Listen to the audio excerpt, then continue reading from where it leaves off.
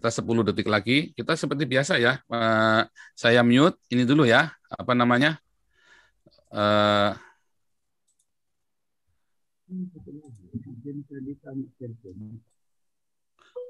Oke, kita sudah live. Sekarang saya mute semua dulu. Kita Indonesia Raya dulu seperti biasa ya. Kan ini jatahnya jatah ini kan, jatah kuliah kebangsaan.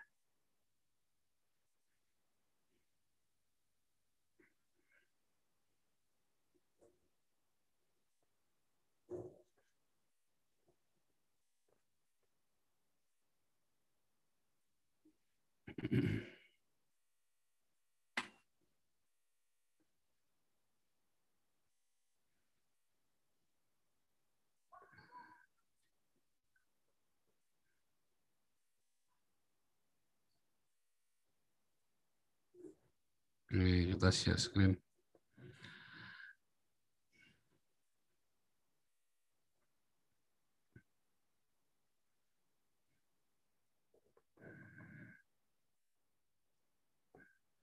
Ya.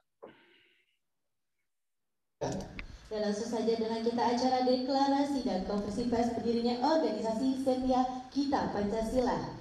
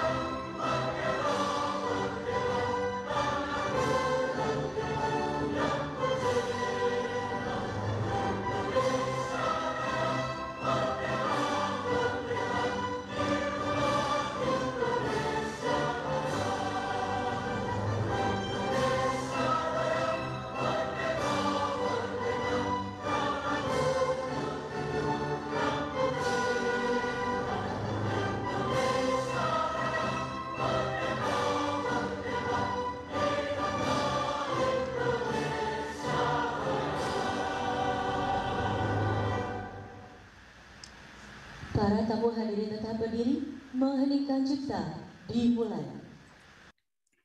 Ya, haleluya, kita teman-teman sudah bisa nyalakan mikrofonnya, menir alingso, kan ye for ons bidden alsjeblieft. Oke. Ya. Haleluya. Malam semua, shalom teman-teman. Mari kita bersatu hati berdoa. Segala puji syukur pada Engkau Allah Bapa di surga, Allah kami yang Maha Kuasa, pencipta langit dan bumi beserta isi ini. Bentar lagi kami akan mengikuti les yang diselenggarakan oleh Pak Paul dan Pak Tobing ini. Kiranya Engkau membimbing kami melalui Roh Kudus-Mu untuk les kebangsaan ini, hingga kami dapat mengerti dan kami dapat menjalankannya dengan baik. Juga berkati seluruh orang yang ada di Zoom maupun di YouTube ini yang mengikuti les kebangsaan ini, agar mereka pun dapat pencerahan dalam pelajaran ini. Juga berkati alat-alat yang kami pakai, baik komputer, laptop maupun HP atau jaringan internet, hingga berjalan tanpa halangan apapun sampai pada akhirnya. Juga kiranya Engkau memberi kami roh ketenangan, roh sukacita, roh damai sejahtera, agar kami dengan baik dapat mengikuti les kebangsaan di malam hari ini. Terima kasih Bapa di surga, di dalam nama Putra-Mu yang tunggal, Tuhan kami Yesus Kristus. Dan terima kasih atas bimbingan-Mu Roh Kudus. Kami peraskan doa puji syukur ini. Amin. Amin. Haleluya. Shalom semuanya, rahayu.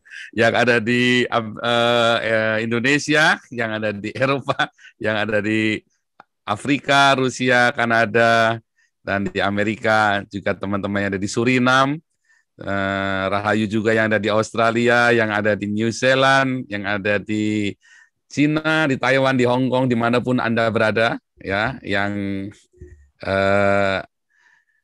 selalu setia dengan channel Nabi ke-26 dan rombongannya. Haleluya. Hari ini kita live-nya di Hagios Eropa, dan kalau kita masuk ke channel yang ini, ke yang YouTube yang ini, nggak boleh panas-panas, karena di grup ini untuk saya memang sajikan untuk penggembalaan ya sebetulnya, hanya karena YouTube saya yang Joseph Paulusang itu sedang diistirahatkan saya selama seminggu ini supaya jangan terlalu panas juga. Beberapa link tadinya saya matikan, beberapa YouTube, tetapi karena nanti mengundang fitnah, jadi saya buka lagi ya. Saya buka lagi, mohon maaf teman-teman yang kemarin memberi nasihat untuk di private, saya buka lagi, karena kalau nggak saya buka nanti mengundang fitnah. Ya, jadi saya buka lagi semuanya, supaya orang bisa mengakses seluruh isinya. Ya, jadi kalau di yang Hagios ini, beda ya, ini memang channel untuk penggembalaan, bukan untuk channel gubrak-gubrak.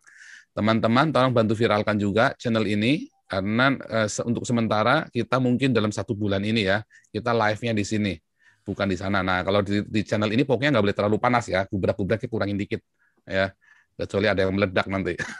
Ya, kita gubrak-gubraknya kurangin dikit. Nah, oke. Tema kita hari ini adalah, sebentar, saya belum menyapa saudara-saudara kita di NTT.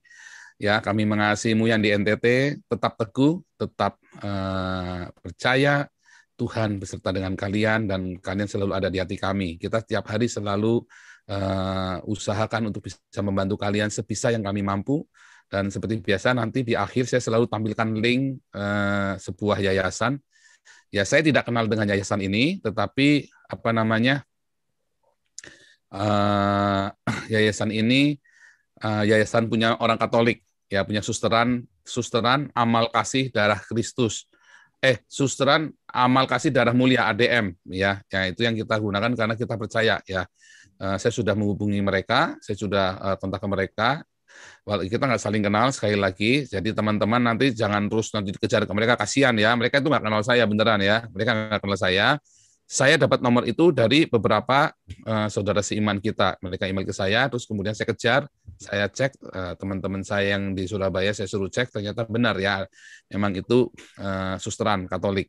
Makanya saya kirim ke sana karena kita tidak ada yayasan untuk menampung semua sumbangan Anda. Dan saya ini kan masalah uang ya, kita harus hati-hati juga supaya jangan mengundang fitnah juga ya. Begitu ya. Oke, nah sekarang kita akan melanjutkan kuliah kebangsaan kita seperti biasa tiap Senin dengan dosen kita Pak Brigjen Purnawirawan Yunias Lumban Tobing. Shalom Pak, tema kita adalah hari ini, siapakah kita? Lemhanas Rakyat Jelata. Passwordnya seperti biasa, ya, buka cus kubrak olala BP, tapi kubraknya jangan terlalu keras. Oke, sebelum kita melanjutkan, ini ada Pak Paul Dere dulu yang resen dulu ya, 4 orang nih ya, Pak Paul Dere, Ibu Rangga, Tio Buki dan Cece. Oke, silakan. Nanti 4 orang ini terus berhenti kita ya, terus kita masuk ke ini ya. Silakan Pak Paul Dere, di unmute mikrofonnya. Halo. Shalom. Ya, shalom. Ya, halo Ray. Ya. Jadi itu apa namanya? Saya pengen melihat ya bahwa kebangsaan kita itu telah agak menyimpang lah situasi. Tapi kita percaya dengan pendidikan Pancasila ini, kebangsaan ini bisa mencerahkan bukan saja orang-orang dari yang beragama Kristen, semua agama juga bisa memahami bahwa persatuan itu lebih penting untuk memahami betapa Pancasila itu satu-satunya ideologi negara yang harus diterapkan dan dipatuhi di Indonesia. Karena sangat penting, penduduk 200 juta itu adalah aset bangsa. Jadi perasaan mereka, hati mereka akan selalu bersama-sama di dalam satu kesatuan negara Republik Indonesia yang berlandaskan Pancasila, Undang-Undang Dasar 45. Jadi ya itulah, hari ini kita akan mendengar arahan dari Pak Tobing supaya bukan saja kita seiman, tapi non-Kristen juga bisa memahami bahwa kebangsaan yang satu itu lebih penting daripada penyimpangan yang kita rasakan saat ini. Pertama, keadilan. Itu keadilan jauh sekali. Itu aja Pastor Paul, terima kasih. Salam kawan-kawan. Terima kasih Pak Paul. Ya, kita lanjut lagi dulu ya. Nah, memang itu tadi ya. Kita bahas itu justru ya hari ini ya. Kita mau bahas itu. Sekali lagi teman-teman pilih ini ya di sebelum bicara supaya nggak terlalu panjang, ditulis dulu dan supaya nggak salah ngomong. Ya, kalau yang sebelum-sebelumnya mungkin tidak akan diperhatikan, tapi kalau sekarang kalau Anda salah ngomong itu akan dicatat. Ya, hati-hati ya. Karena Anda kan di Indonesia, kecuali yang Anda kayak Pak Paul Dere di Amerika dan teman-teman yang di Australia dan di Taiwan ya itu gak ada masalah karena udah warga negara sana kan. Tapi teman-teman yang di Indonesia dan masih warga negara Indonesia, Anda kalau ngomong dicatat dulu supaya jangan salah ngomong ya. Ibu Rangga silakan. Ibu apa Bapak ini Rangga ya? Sorry. Rangga silakan. Ibu. Oh ya Ibu. Pak Paul. Oke, shalom. Aduh, saya deg-degan loh tadi malam.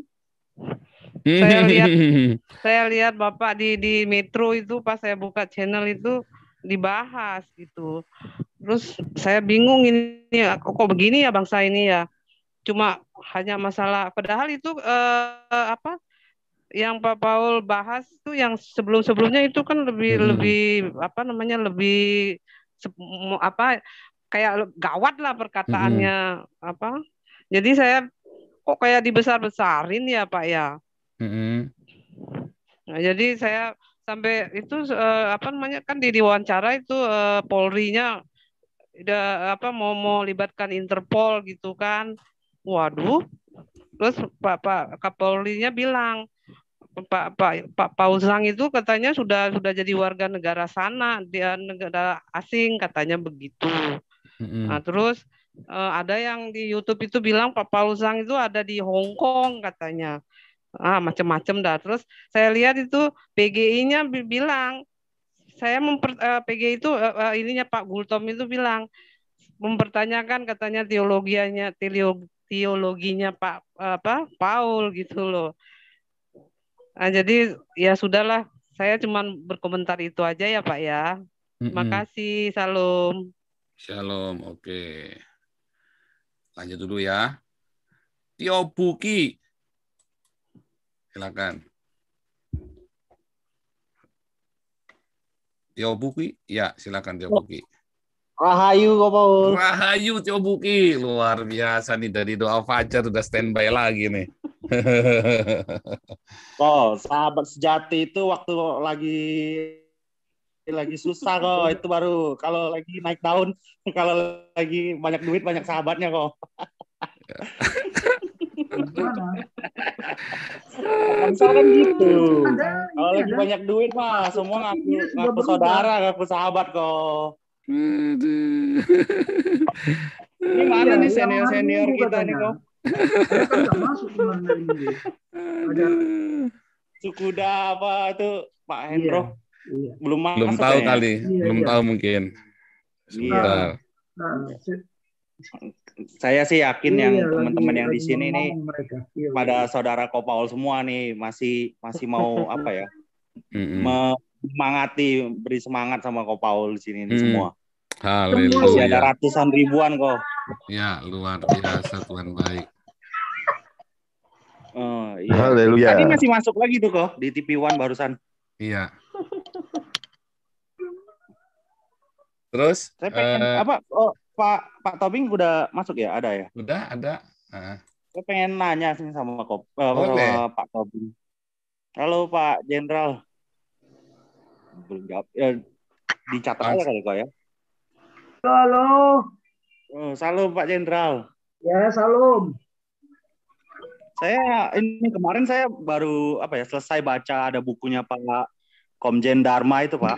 Tahu nggak bukunya yang Indonesia dalam Rekayasa Kehidupan itu? Bagus itu Pak bukunya.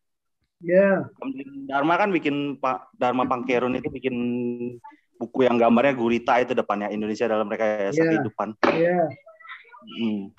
Iya, saya pengen nanya kalau solusinya bagi bangsa kita itu apa ya?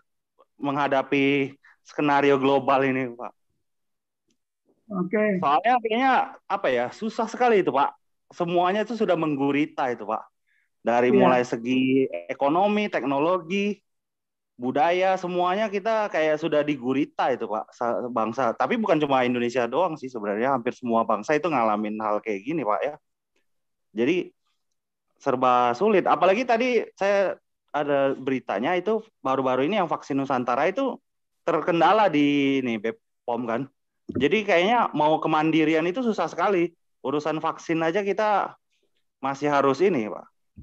Iya. Masih harus impor kan. Agak sulit kalau mau vaksin kita mandiri sendiri. Padahal kan itu kan ujung-ujungnya kita bisa bilang, makanya dari awal kita bilang vaksin ini ujung-ujungnya ya bisnis. Ujung-ujungnya bisnis. Kalau kita mau kemandirian, mau vaksin sendiri, agak sulit jadi terkendala. Iya. Sampai sekarang kan vaksin Nusantara itu. Kita lihat aja pada kenyataannya sulit sekali mau kemandirian itu. Vaksin Nusantara itu kan dipersulit tuh kok. Masih terkendala itu kok. Padahal kalau kita bisa bikin sendiri kan lebih bagus itu kok. Daripada harus impor dari luar kan dananya triliunan itu, ratusan T itu vaksin itu. Ujung-ujungnya bisnis juga kan. Ujung-ujungnya duit juga nih. Kalau bisa kemandirian sendiri kan lebih bagus kan. Ya gitu aja Pak Tobing. Oke, nanti saya jawab ya. Ya. Iya Satu Pak. lagi ya, Pak Cece dulu ya. Pak Cece dulu. Silakan Pak Cece. Shalom Pak Paul. Salam rahayu bagi kita semua. Rahayu. Saya pikir tadi nggak live kita Pak Paul. Gara-gara Bukanlah. Itu saya ngalah itu untuk menjaga ini aja, karena kan senior-senior yang dari gereja-gereja juga dari alma mater saya minta jangan tampil dulu. Cuman nanti kan malah mengundang fitnah kan. Nah, nanti kesannya nantang Pak. Oh, kita nggak nantang loh. Kita kan nggak nantangin. Yang saya tantang kan bukan polisi. Yang saya tantangin ini kan orang-orang kadrun-kadrun radikal ini yang dari 5 tahun bilangnya mau ngelaporin saya. Jadi bukan polisi yang tantang. Makanya juga hati-hati nanti yang ngomong hari ini, karena yang ngomong semua hari ini sudah pasti akan dicatat. Gitu. Jadi kalau sebelum ngomong dipikir dulu pokoknya ya, dicatat ya. Oke. Tapi menurut saya Pak Paul, ini momentum bagi kita Pak Paul. Karena kita di sini sebagai minoritas pun juga gak bisa gerak.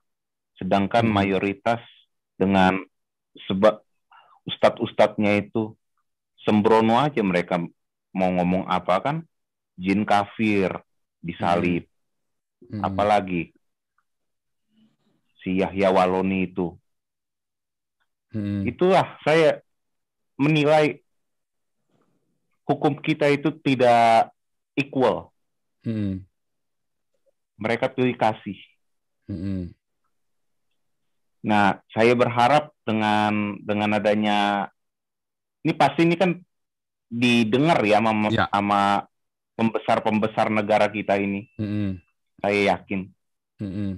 Saya berharap mereka juga bisalah menindak ustadz-ustadz yang ngomongnya serampangan itu. Itu aja sih Pak Paul. Ya. Takut gue salah ngomong. Iya, jangan. Belum pada paspor gue, belum pada paspor. Ya, ada Parno. Ini sebelum ke Pak Jenderal ya, sebelum ke Pak Jenderal saya dulu. Nanti yang sisanya ini apa Gajah Mada dan Pak Lemba Efron nanti ya setelah Pak Jenderal. Ini saya sebelum ke Pak Jenderal saya dulu berarti ya. Nanti lalu ke Pak Jenderal. Jadi begini, live kita hari ini ya. Sebetulnya memang kita tiap Senin ada kuliah kebangsaan, ya. Ketika orang-orang Islam dan beberapa orang Kristen kacangan, ya, yang mengatakan saya pemecah belah bangsa, lihat siapa YouTubers di Indonesia yang setiap minggu bikin kuliah kebangsaan. Denny Siregar aja kagak, ya kan? Denny Siregar aja kagak. Siapa? Nggak ada. Satulah siapalah. Cuman kita tongkrongin coba. Lu kira enak belajar kuliah kebangsaan? Nggak ada lah. Makanya kita buat acara ini, ya kita kemas dengan topik-topik yang panas. Supaya kita membandingkan, nggak cuma teori doang. Sebentar, ini Ibu Mariani, headsetnya rusak itu Ibu Mariani. Saya mute ya. Menurut saya Pak Paul, ini juga momentum juga Pak Paul bagi Pak Junias untuk apa ya, menyuarakan lah ya, apa jadi yang ada di dalam pikiran. Memang apa yang konsep-konsep Pancasila itu kita sudah lama hilang. Itulah sebabnya ya, coba kalau Anda bawakan kuliah kebangsaan di sekolah pada tidur semua. Saya aja tidur dulu. Cuman untung ketika saya mulai melayani di dalam persekutuan doa saya penginjilan, saya mengalami banyak benturan, saya lihat kenyataan banyak gereja ditutup, maka kuliah itu PMP dulu, pendidikan moral Pancasila zaman saya itu menjadi penting. Saya jadi ngeh, loh diajarinya begini, kenapa di luarnya begini ya? Wah, gereja kami ditutup di sini, oh gereja ini dibakar di sana, oh gereja. Maka PMP itu dan PSBB ya, itu menjadi penting buat saya. Pendidikan Sejarah Perjuangan Bangsa. Dari PSBB itu saya baru ngerti bahwa Indonesia itu tidak pernah dijajah. Walaupun ditulis dijajah, tapi kalau lihat faktanya, Indonesia tidak dijajah. Nah, fakta-fakta ini, Indonesia itu tidak pernah dijajah oleh Belanda, tetapi dijual kepada Belanda. Kan di PSBB diceritain, sultan-sultan ini menangani pemberontakan ini, pemberontakan itu. Terus mereka minta bantuan Belanda. Sultan Ternate, dia mau tangkap Tidore, dia mau kalahkan Tidore, dia minta bantuan Portugis. Sultan Aceh dulu mau memperkuat armadanya dia minta bantuan Belanda. Dulu Sumatera zamannya Sumbar yang di Padang itu, mereka dulu minta bantuan Belanda karena Turki nggak bantu-bantu. Ya kan, minta bantuannya sama Belanda dulu. Semua itu ada perjanjian semua dengan Belanda mereka. Untuk apa perjanjian disupport? Nah, dengan dengan segala macam tetek bengek ininya. Nah, terus terjadi pelanggaran perjanjian. Nah, dari pelanggaran perjanjian itu maka VOC ini marah dan melakukan tindakan yang lebih keras karena kan belum ada hukum internasional. Gimana nyelesainya coba konfliknya? Masa Belanda udah jauh-jauh mau pergi begitu aja? Mereka kan pedagang. Saya dagang ya kudu menang, kudu bawa duit dong. Apapun, kalau enggak pulang malu dong dia. Bukan cuma malu, bisa dihukum mati tuh sama ratunya kan. Pulang nggak ada hasil, udah pakai uang banyak, jangan korupsi lagi kamu. Nah, mereka harus hasil. Itu salah satunya contohnya. Nah, dalam pendidikan moral, loh, kok beda banget ya yang diajarin. PMP itu Pancasilanya. Katanya sila kesatu ketuhanan yang Maha Esa menghormati semua agama, gereja kami ditutup terus. Ya kan? Contoh hari ini aja lah Yasmin yang sudah konstitusional, dokumennya lengkap. Gus Yakut bisa apa coba? Kalian orang Kristen kan cuma dijejelin sama ayat Alkitab sama Gus Yakut.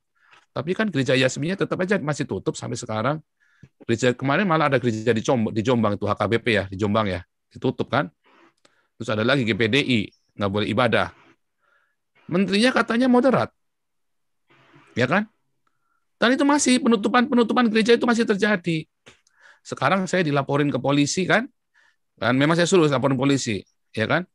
Terus semua bersorak-sorai bilangnya saya menista agama kan. Ini kan sebenarnya kan kalian masuk jebakan Batman. Yang di Jerman jauh-jauh kalian kejar, sampai hebohnya begitu minta ampun. Yang di depan mata kalian, Yaya Waloni sama Abdul Somad, enak-enak aja, ya kan? Mau alasan apapun, ya kan? Itu kan hal-hal yang begini-begini ini. Sebenarnya ini kan suara kenabian. Ini pancingan saya buat kalian. Kalian masuk jebakan Batman, ya kan? Mengapa Yahya Waloni yang sudah begitu nantang, bahkan nantang negara juga kan? Saya nggak nantang Jokowi. Saya memang mengkritik Jokowi, tetapi kita tidak pernah nantang Jokowi. Nah, itu ustadz yang bilang penggal kepala Jokowi, ternyata semua masih tenang-tenang aja, masih bebas-bebas aja, ya kan? Yang penting jangan nyenggol NU deh katanya kan. Begitu nyenggol NU pokoknya habis kan. Coba ustadz masuk kenapa? Bukan menista agama Kristen, padahal biadab semua mulut mereka itu menista Kristen. Ya kan? Tetapi mereka kan gara-gara mengkritik NU kayak si Ustadz apa kemarin yang Ustadz LGBT itu yang mati di penjara itu kan. Itu kan gara-gara nyenggol orang NU. Nah, berarti kan ada yang salah. Oh, NU apa ini NU nih? Berarti negara kita punya NU dong. Ya kan? Hati-hati kan saya sudah bilang. Di mana nih banser ketika gereja-gereja ditutup? Kan nggak ada kan? Iya kan? Jangan-jangan cuma ganti jubah kan? Cuman ganti jubah. Kemarin pakai jubah FPI, terus sekarang pakai jubah banser. Nah, mana banser waktu gereja ditutup? Nah, sekarang inilah yang di Jombang. Jombang itu kan basisnya NU. Banser kemana coba? Ayo. Di Jombang itu. Jadi saya ngomong itu semua fakta semua. Nah, jadi kalau saya menganggap Islam itu begitu jelek, itu adalah akibat dari kalian sendiri. Dan itu hak saya untuk ngomong di sini. Saya punya hak untuk ngomong. Gitu loh. Dan apa yang saya omongkan ini dilindungi oleh undang-undang di negara ini. Dalam ini ya, namanya Freedom to Speech Article. Nah, kalian masuk jebakan Batman. Yang dari Jerman kalian sampai bela-belain pakai Interpol, ya kan? Kalian mau pulangin Habib Rizik aja nggak pulang-pulang kan? Sampai dia akhirnya pulang sendiri kan? Lucu kan? Sama juga dengan kejadiannya si siapa itu? Yahya Waloni, Abdul Somad, dan ustadz-ustadz yang lain, termasuk Mualaf Center, Irina Handono, ya mau kita sampai orangnya mampus lah itu kan.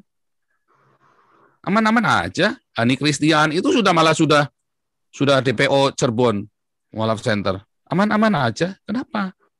Nah, Anda harus bertanya. Ada yang salah dengan negara Indonesia. Ya kan? Dan ketika saya dengan bebasnya menyuarakan di sini, kalian ketakutan semua. Oh, saya nantang polisi. Oh, enggak. Saya kan nggak nantang polisi. Saya kan nantang sama kalian.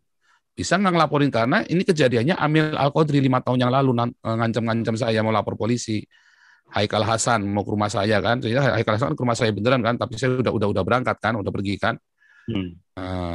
Beneran kan, saya nggak bohong kan, orang Islam nyampe ke rumah saya kan Haikal Hasan yang bilang kan, saya nggak main-main kan.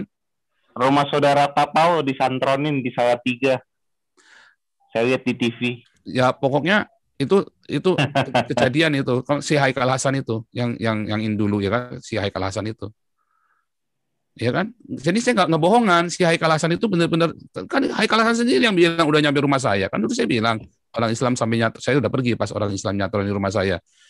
Haikal Hasan kan main di G2 News itu loh, Haikal Hasan itu bilang, gua udah pergi ke rumahnya Paul udah pergi, udah berangkat waktu itu. Dia dan begitu. Mereka biadab loh Pak Paul. Kalau misalnya Pak Paul nggak dapet, saudara-saudara Pak Paul katanya yang bakal dikerjain. Ini kan biadab kan? Nah, kalau di Eropa itu hukum pengancaman, itu ada terorisme. Apalagi kalau sudah masalah agama terus ada pengancaman, itu jelas masuk ke dalam ranah terorisme. Nah, sayang hukumnya Indonesia dengan Eropa berbeda. Hukumnya Indonesia itu adalah hukum untuk minoritas. Kalau hukumnya Eropa, hukum yang melindungi segenap bangsa Eropa, orang-orang yang tinggal di sana dan rakyatnya, walaupun dia minoritas. Itu benar-benar dilindungi benar. Nah, hukum di Indonesia tidak melindungi minoritas, tapi melindungi kepentingan mayoritas. Balik lagi, penguasanya siapa? Ya kan? Atau yang mau berkuasa siapa? Nah, masalah ini kan, kenapa saya cuma ngomong hal sepotong begitu, bisa begitu viral. Yang dulu-dulu kenapa nggak diviralin? Kenapa nggak dilaporin polisi yang dulu-dulu? Kenapa baru yang itu tadi dilaporin? Nah, kan nanti ada yang salah kan? Karena apa? Kepentingannya ini mau kampanye, dia mau goyang Jokowi juga, ya kan? Banyak Kapolrinya Kristen pula. Nah, jadi kompleks sekali. Mungkin gara-gara kompleks itu, sekali. Bapak. Iya, dari dulu kenapa nggak digoyang? Karena mereka nggak bisa tangkap saya. Kapolrinya juga bukan Kristen. Ini kan lagi dibenturin sebetulnya semuanya ini. Kepentingan-kepentingan. Nah, balik lagi kita nggak urusan Kapolri Kristen.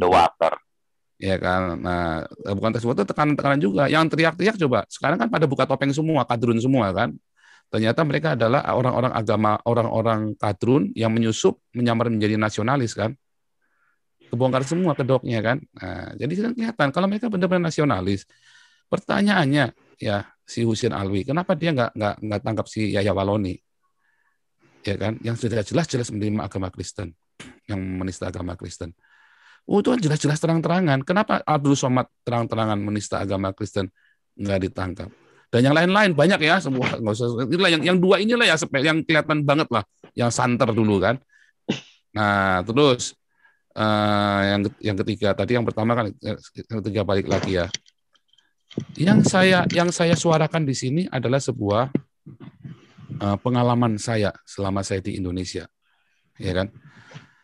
Dan itu kan terjadi, dan banyak orang yang mengalami hal saya, cuman kan nggak berani ngomong, nggak berani teriak, cuman bisik-bisik. Nanti begitu saya mau teriak, sama orang tuanya dimarahin. Dulu saya juga begitu, diem.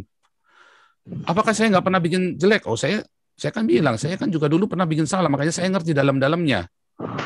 Saya dijamah oleh Tuhan Yesus, dan sekarang saya terbeban untuk menyuarakan ada yang nggak beres nih, ya kan? Ada yang nggak beres, makanya saya teriak, oh Tuhan tolong saya supaya saya bisa ngomong dengan konsisten, dengan hati yang murni. Itulah sebabnya YouTube saya nggak pernah saya tarik uang, karena saya bukan lagi mau cari uang, ya kan? Saya nggak pernah coba YouTube lain, mereka semua cuma cari duit doang. Saya nggak pernah kasih nomor rekening saya di YouTube, ya kan? Karena saya memang bukan mau cari uang. Saya sedang menyuarakan apa yang menjadi tekanan, ya, yang pertanyaan-pertanyaan besar yang selama ini tabu untuk disuarakan. Dan hari ini ketika saya menyuarakan, kaget semua kan. Wah, ya terserah kalau kalian itu tidak mewakili. Oh, saya memang tidak mewakili siapa-siapa. Saya mewakili diri saya sendiri. Ini suara saya sendiri. Gitu ya. Ini sekalian teman-teman. Cuman kita mau ini ya, mau kita arahkannya kan ke siapakah kita hari ini kan. Mau dibawa kemana kita, siapakah kita, ya kan? Nanti Pak Jenderal akan menjelaskan lebih lanjut. Jadi teman-teman semuanya, ayo sadar, jangan kita tertipu dengan semua retorika dan jargon-jargon politik. Ya. Apalagi cuma dibacain ayat Alkitab aja kalian udah seneng-seneng, udah kayak orang orgasme begitu, udah wah menggelinjang begitu, ya kan? Nyatanya kan GKI Yasmin tetap tutup, gereja tetap ditutupi, yang lain-lain, ya kan? 3 lah nih, masih ya kan Jombang, yang di Jombang baru minggu kemarin itu kan, sama GPDI kan sama kan, baru bulan ini semua kan, tetap ditutup. Menteri agamanya katanya moderat, pasukannya banser banyak, mana bansernya waktu gerejanya ditutup? Giliran Natalan doang, jaganya kenceng-kencengan, ya kan? Nah itu kan pertanyaan-pertanyaan yang harusnya dijawab, malah yang digaris bawahi Nabi ke-26. Makanya kan saya bilang, ya kan, orang Kristennya aja kadang nggak ngerti Nabi ke-26. Ada berapa banyak nabi di dalam Kristen coba? Nabi ke-25 dalam Kristen itu siapa? Nah, itu pertanyaan yang harus dijawab. Kan masalahnya teolog-teolog pun bilang sekolah teologinya di mana sih itu si siapa PGI. Sekarang saya sama PGI. Emang Nabi ke-25 itu siapa PGI? Wah, kalau dia bilang nama tertentu, saya yakin itu goblok banget itu si PGI-nya itu. Orang Kristen kan tidak pernah mengakui Nabi ke-21, 22, 23, 24, 25, dan nggak pernah, nggak ada. Kalau ada itu entah dari mana teologinya dia sekolah di mana tuh sih.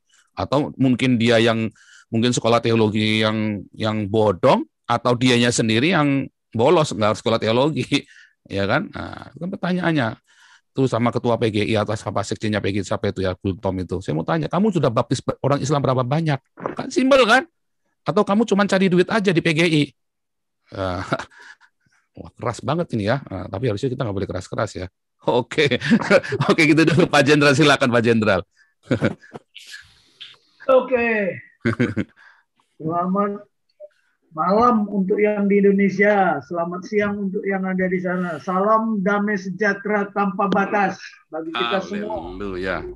Terutama ya kita keluarga besar. Ya, keluarga besar kerajaan Tuhan. Ya, kita ini anak Tuhan loh. Kenapa mesti takut? Betul. Halo Pak Brigjen. Saya tadi itu kemarin ada YouTube ya seputar iman. Wah, saya dibicarakan juga di situ. Ada komentar chatnya. Wah, cemas-cemas. Jenderal Tobing cemas-cemas siap dipanggil polisi. Waduh. Kalau saya dipanggil ya di HMC Pak Jenderal Tobing katanya Jenderal Kardus.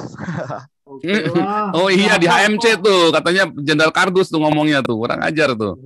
Ya biar aja lah mau Jenderal Kardus kayak nggak apa, tapi ada jenderal nggak yang bisa ngomong seperti saya di sini? Saya nggak main-main loh. Iya nggak main-main.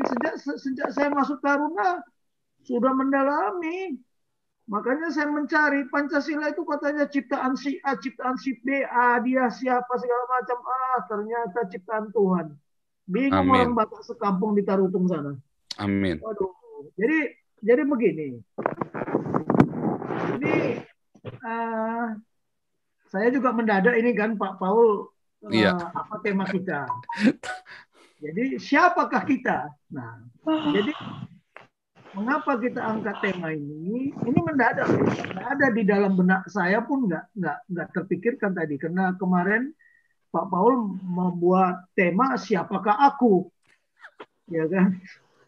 Nah sekarang siapakah kita? Siapakah kamu? Nanti kan begitu juga. Nah, jadi siapakah aku? I am the great I am. That's only God. Itu hanya Tuhan. I am who I am. Amin. Makanya saya nggak berani ngomong aku. Saya selalu ngomong saya. Jadi ini kekitaan kita ini hilang sekarang. Jadi banyakkan kekamian.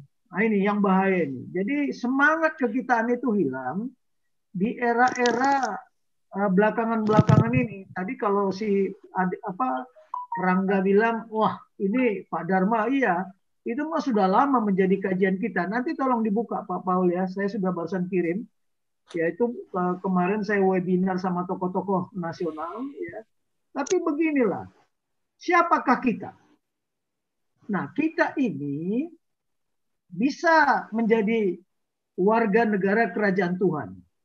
Nah kalau yang menjadi warga negara kerajaan Tuhan adalah mereka yang sudah dibaptis dan sudah menerima darah dan tubuh. Itulah kita yang berhak menjadi warga negara kerajaan Tuhan. Baru warga ya, belum masuk ke kerajaan Tuhan, belum. Karena kerajaan Tuhan itu adanya di perjanjian lama Pak Paul, tapi kerajaan surga kan selalu di kitab perjanjian lama banyak menceritakan tentang kerajaan Tuhan, the kingdom of God. Tapi kalau di perjanjian baru kebanyakan Tuhan Yesus berbicaranya tentang kerajaan surga. Ya, tentang kerajaan surga. Nah, kalau kita mau bicara siapakah kita sebagai warga negara kerajaan surga, atau warga kerajaan Tuhan, itu harusnya di ruang tersendiri lah kita bicara itu. Tapi siapakah kita yang kedua?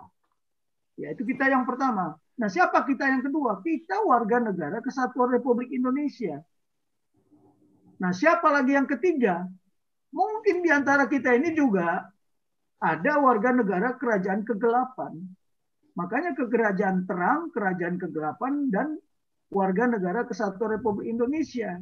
Kalau Pak Paul sekarang sudah warga negara Jerman, Republik Jerman ya. Nah, ini. Jadi ada satu lagi. Apakah kita masuk dalam kerajaan global? Kerajaan dunia yang global, yang hanya berapa orang saja, tapi dia bisa mengontrol dunia ini. Maka who control and rule the world? Ya, mereka mengontrol. Tadi Pak Rangga bilang, masalah vaksin. Who control the vaccine? Ya, who control vaksin? Sekarang kita tanyalah. Tuhan, manusia, atau siapa? Negara mana? Ini pertanyaannya kan sampai ke sana. Nah, kita ini siapa kita? Nah, tetapi ketika kita berada di kerajaan Tuhan, suka tidak suka, kita harus menggunakan paradigma yang diajarkan oleh siapa? Ya, oleh Tuhan Yesus. Di sana ada prinsip-prinsip, ya, ajas-ajas yang kita yakini kebenarannya, yang sudah teruji. Bahkan Tuhan sudah mengatakan kok, Alfa dan Omega, yang awal dan yang akhir. Makanya ketika kita ditanya, siapa kita sebagai warga negara kerajaan Tuhan? Mengapa saya percaya sama Tuhan Yesus sebagai Tuhan saya? Ya, memang original. Dia Tuhan yang original, artinya tidak ada palsu-palsunya. Saya tidak mengatakan agama lain ada palsu ya. Silakan kalau dia menerjemahkan, kalau saya kata, tapi saya tidak mengatakan agama lain palsu. Tapi original idea yang menciptakan manusia, Tuhan yang kita sembah. Nah itu. Kan sudah saya katakan juga, Pancasila itu ciptaan Tuhan. Nggak ada di dunia. Bahkan rumput sekalipun, itu semua ciptaan Tuhan. Jangan manusia merasa pintar, wah saya menciptakan ini, saya menciptakan. Tidak. Ngomong dari mana dia? Ya, nah ini. Nah, tapi kita harus mematuhi apa? Konstitusi. Kalau kita berada di kerajaan Tuhan, kita harus mematuhi konstitusi kerajaan Tuhan. Apa konstitusi kerajaan Tuhan? Ya, Bible itu. Selalu kan saya mengedepankan apa? Tidak ada Tuhan Yesus mengajarkan agama. Tidak membawa agama. Tetapi kita ini sekarang jadi penyembah agama, bukan penyembah Tuhan lama-lama.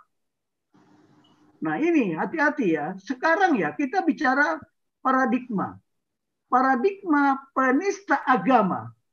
Menurut sudut pandang Bible, paradigma penista agama. Menurut kitab suci yang lain, paradigma menurut undang-undang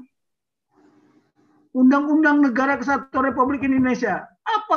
Mana yang lebih standar gitu loh. Mana yang lebih standar gitu loh. Orang bilang oh dikit-dikit penista agama, dikit-dikit penista agama. Kalau mau bilang penista agama, Tuhan Yesus sudah lebih merasakan bagaimana dia disebut penista agama. Nah ini. Tapi kita harus tahu itu paradigma kita di kerajaan Tuhan. Nah sekarang paradigma di negara Kesatuan Republik Indonesia, penistaan agama itu ya menurut Undang-Undang ITE. Ya, kita harus tunduk nggak kepada Undang-Undang ITE itu. Sementara Undang-Undang ITE itu waktu dibuat sesuai nggak dengan standar? Ada patokan yang standar yang bisa dinyatakan bahwa ini Undang-Undang ITE, Undang-Undang Penistaan Agama. Tapi itu tadi. Yang korban, ya hukum itu berlaku untuk yang Muslim. Justru untuk non Muslim lebih tajam, tumpul kepada mereka. Makanya tadi kalau Pak Paul bilang, waduh, kok mereka nggak dihukum ya? Ya itu tadi. Bukan mayoritas minoritas ya. Saya nggak suka itu dengan istilah mayoritas minoritas. Bolehlah mereka banyak secara kuantitas mayoritas. Tapi apa udah dijamin? kualitas mereka. Mungkin minoritas ini yang lebih mayoritas kualitasnya, cara berpikirnya. Tapi mohon maaf, ya kita mohon maaf. Jadi kemarin ya saya belum sempat soalnya memberitahu ruangan kita ini bagaimana sih kita strategi menghadapi mereka. Bagaimana strategi menghadapi mereka, di mana kita itu dikurung dari segala penjuru. Ya sekarang ini udah dikurung dari segala penjuru kita. Aspek ideologi kita udah dikurung, politik sudah dikurung. Nah kemarin ketika Pak Paul menjadi objek ya, objek pembicaraan, waduh seharian penuh. Dari hari apa itu sampai sekarang itu belum berhenti tuh komentar di video di TV itu, di YouTube. Wah hebat juga Pak Paul ini. Ya. Nah, apa artinya apa? Saya hanya nonton aja. Saya ditanya, diteleponin, saya beberapa orang nelpon saya. Gimana pendapat Pak Tobing? Loh, kalau menurut saya, ya kita melihat aja ada positif atau tidak positifnya. Ya pasti ada positif, ada tidak positif dari mana kita sudut pandang kita. Tapi dengan begini kan, jadi banyak juga terbuka mata itu kan. Terus selama ini kenapa kok ada istimewa? Siapa yang diistimewakan sekarang? Dia kok bisa tidak kena hukum apa? Hukum penista agama? Apa keistimewaan mereka? Apa karena mereka yang lebih banyak? Nah, ini akan menjadi pertanyaan juga. Lah untuk apa undang-undang ITE itu dibuat? Nah, disinilah kita banyak yang salah. Mengapa undang-undang itu dibuat? Untuk apa undang-undang itu dibuat?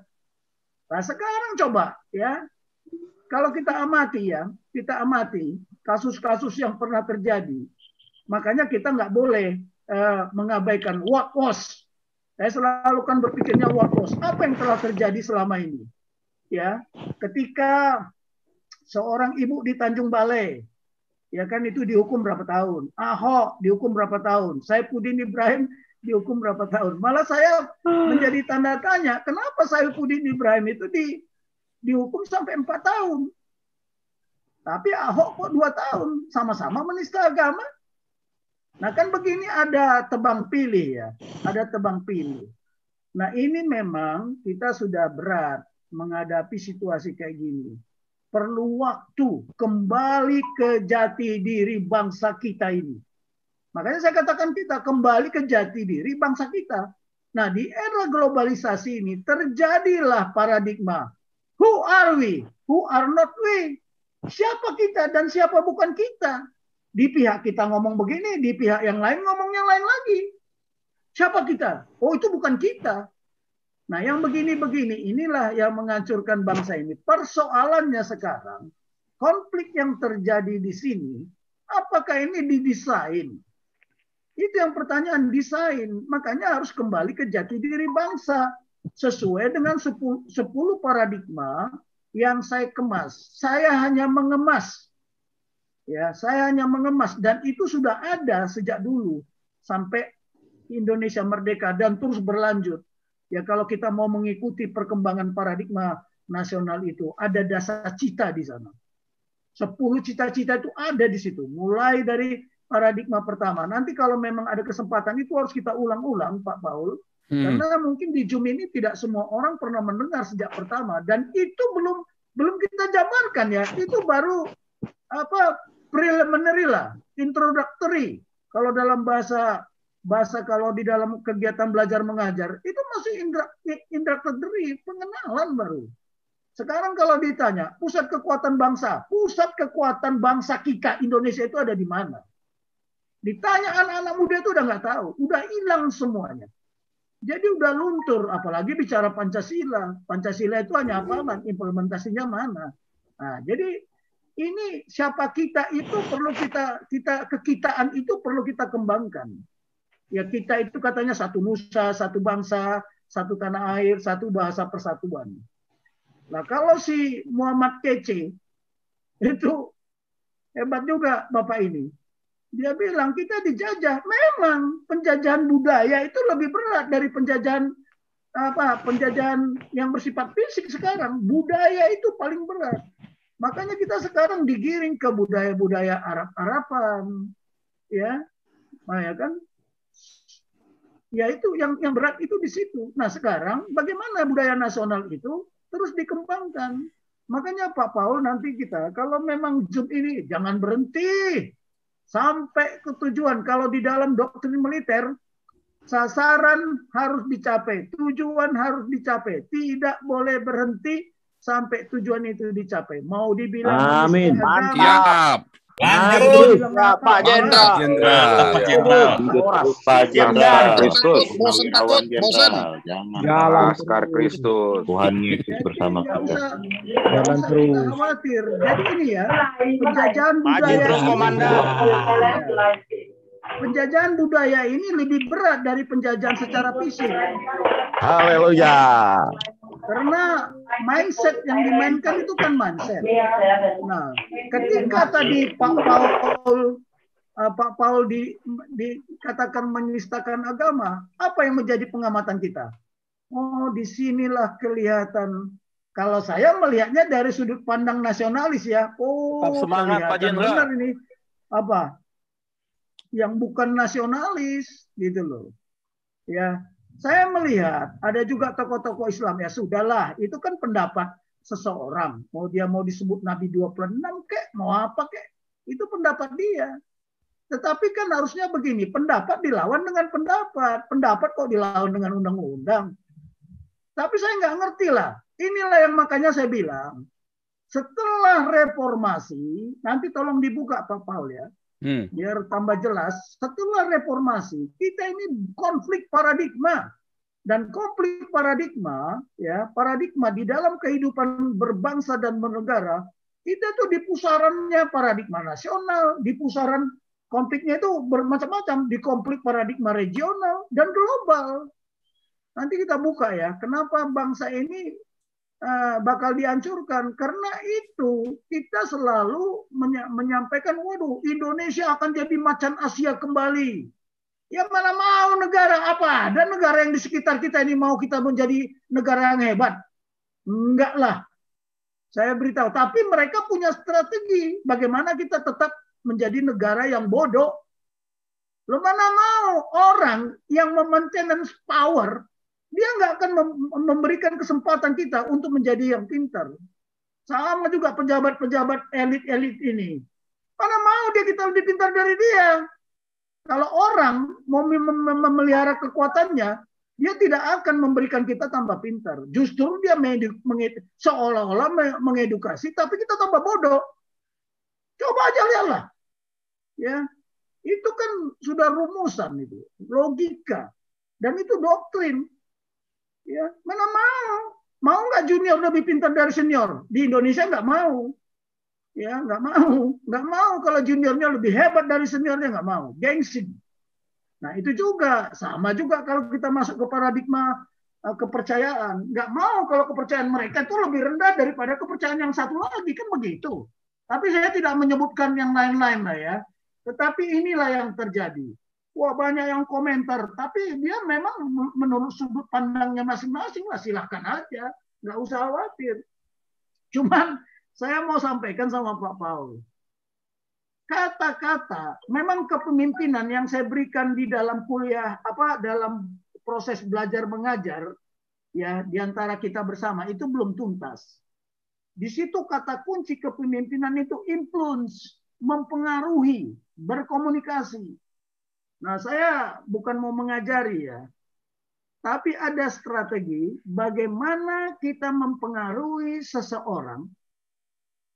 Ya, tanpa harus dengan tekanan.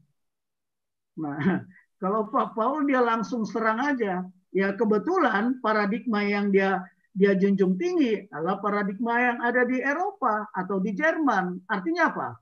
Oh, dia nggak kena sanksi. Tapi kalau yang ada di Indonesia, kita kan kena sanksi kalau kita menista agama lain. Itu persoalannya. Jadi kita harus hidup di dalam paradigma yang membuat paradigma aturan undang-undang penistaan agama itu siapa? Itu yang harus ditanya. Apakah undang-undang penistaan agama itu sudah ada standarnya enggak? Nah, saya hanya melihat kok Komnas HAM kok diam saja. Ya, membiarkan terjadi pelanggaran HAM ya, membiarkan terjadi pelanggaran HAM itu prinsip itu tertuang di dalam undang-undang. Membiarkan terjadi pelanggaran HAM sama saja sama saja pelanggaran HAM berat. Jadi kalau hak asasi manusia kita ya sebagai warga negara Kesatuan Republik Indonesia yang berideologi Pancasila, ya tolong diberikanlah hak asasi dia untuk melaksanakan ibadahnya. Itu hak asasi enggak? Hak asasi yang paling hakiki. Karena yang menentukan kita hidup dan mati siapa? Tuhan. Hari ini mau dicabut Tuhan, panggil pulang ke pangkuannya, ya suka-suka Tuhan. Kenapa kok kita dilarang? Nah, yang begini-beginilah kita udah capek berbuih-buih. It's nothing. Jadi sekarang begini. Ke depan kita mungkin harus punya strategi lain lah. Sudah terjadi yang dilakukan oleh Pak Paul Jang, ya sudah, nggak apa-apa. Tetapi ke depan kita harus mempunyai strategi bagaimana kita mempengaruhi. Mempengaruhi siapa? Siapa yang bukan kita. Agar dia mau menurut kita tanpa harus ditekan. Ya, tanpa harus ditekan. Ada caranya. Nah, contoh. Kalau kita ke Malaysia, kita nggak akan bisa ngomong Tuhan Yesus. Nggak bisa. Itu paradigmanya mereka. Tapi bagaimana kita bisa masuk di dalam kepentingannya mereka? Mereka juga butuh kita kok.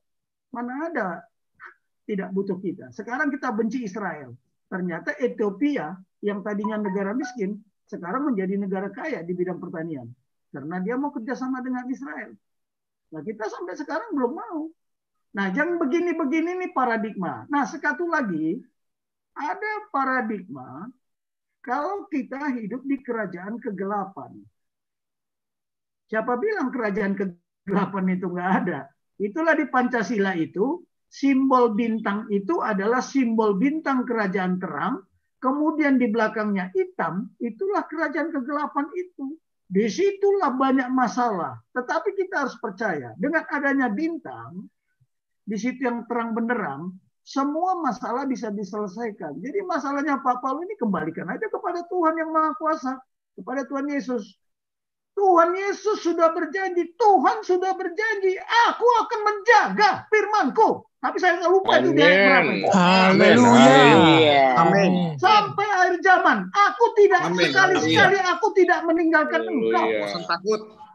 Saya nggak tahu. Iya. Laskar Kristus. Jangan takut. Jadi kita ini Kopassus, kata Pak Muhammad Kece, kita Kopassus, Komando Pasukan Yesus. Itu memang ya aneh-aneh lah ya. Nah, kita KPK. bicara siapa? Nah, oke, sebentar. Siapa kita? Siapa yang bukan kita? Nah, Tuhan Yesus kan sudah bilang sendiri. Kepada kalian akan saya tinggalkan penolong. Biar Roh Kudus yang bekerja. Kalau Yahya Waloni ngomong ngengok kayak gitu, perlu nggak kita tanggapi? Makanya strategi kemarin kan saya bilang apa? Menghadapi strategi lawan ada beberapa macam cara. Pertama, kita diam. Kedua, menghindar. Yang ketiga, pakai kekuatan. Tapi yang paling hebat adalah menggunakan apa? Soft and smart power. Karena kita nggak punya soft power. Tapi coba ke Australia. Itu namanya toa. Tidak boleh berbunyi di bumi Australia. Ya kan? Jangan bawa budaya kalian kemari. Kalau kalian bawa budaya kalian kemari, keluar dari negara ini. Apalagi di negara Polandia kalau nggak salah. Tanah ini adalah milik raja kami. Yaitu siapa? Tuhan Yesus Kristus. Tidak ada budaya lain di sini. Nah yang begitu nggak mungkin terjadi. Itu tidak mungkin terjadi di Indonesia. Nah, kita harus sadar dulu lah. Kita hidup di bawah paradigma aturan yang dibuat. Lihat, berapa, mungkin kalau saya bilang ribuan aturan setelah reformasi ini, muncul untuk apa? Untuk menekan. Menekan apa? Ya menekan minoritas-minoritas itu kan. Lihat, ada undang-undang yang mendukung minoritas nggak? Di mana? Coba lihat. Nah ini tidak diwaspadai. Diwaspadai oleh siapa? Keluarga besar kita juga yang ada di DPR sana, yang ada di MPR, yang ada di DPD. Kenapa mereka nggak berani ngomong? Sampaikan aja kebenaran itu. Ya memang, kalau di kita kan jelas ya. Di kerajaan Tuhan itu jelas. Siapakah kebenaran itu? Sudah jelas. Apakah kebenaran itu? Sudah jelas. Tapi bagi mereka kan tidak. Menurut mereka siapakah kebenaran itu? Enggak jelas. Ya kan? Kalau kita kan jelas. Siapakah kebenaran itu? Udah jelas lah Tuhan Yesus yang ngomong kok di kitab Yohanes. Akulah jalan dan kebenaran dan hidup. Dan ayat itu nggak ada di kitab suci yang lain. Itulah siapa kebenaran. Dan apa kebenaran itu? Ya Tuhan kan sudah menyampaikan apa kebenaran itu. Makanya Tuhan bilang apa? Carilah terlebih dulu. But seek first the kingdom of God and His righteousness. Carilah terlebih dulu kerajaan Tuhan dan kebenarannya. Semuanya akan kita tambahkan semuanya akan ditambahkan kepadamu. Jadi jangan pakai teori Maslow lah. Ya, kan Tuhan yang bilang, jangan khawatir apa yang akan kamu makan, apa yang akan kamu pakai. Kekhawatiran hari ini akan diselesaikan hari ini. Kalau pakai Maslow ya susah. Dari bawah ke atas, khawatir kita dibikin sandang pangan, terus rasa keamanan sampai ke atas, nanti ada esteem. Nah, disitulah kesalahan kita. Kita nggak pernah memuliakan kita sendiri, tapi kita harus memuliakan Tuhan. Itulah doa Bapa kami kan. Dipermuliakanlah namamu, dikuduskanlah namamu. Jangan dipermuliakan nama Junius Ruban Tobing, nggak perlu. Ya, nggak perlu. Tapi ini yang terjadi selama ini, kita menjadi pelayan agama. Bukan pelayan Tuhan. Ingat, kita bukan hamba. We are not a slave, we are a son. Beda son dengan slave. Ingat, ini yang sudah diajarkan sama Tuhan. Nah, Tuhan juga udah ngomong kan, Tuhan juga sudah pernah memberikan instruksi kepada kita.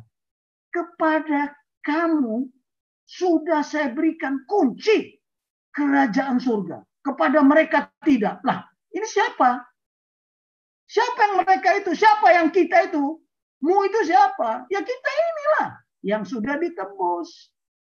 Nah, coba kita yakinin ini. Jadi kita nggak perlulah menekan-nekan mereka. Nggak ada gunanya. Karena kan dulu pun sudah pernah saya sampaikan. Mereka yang memilih kan bukan mereka yang memilih. Tapi Tuhan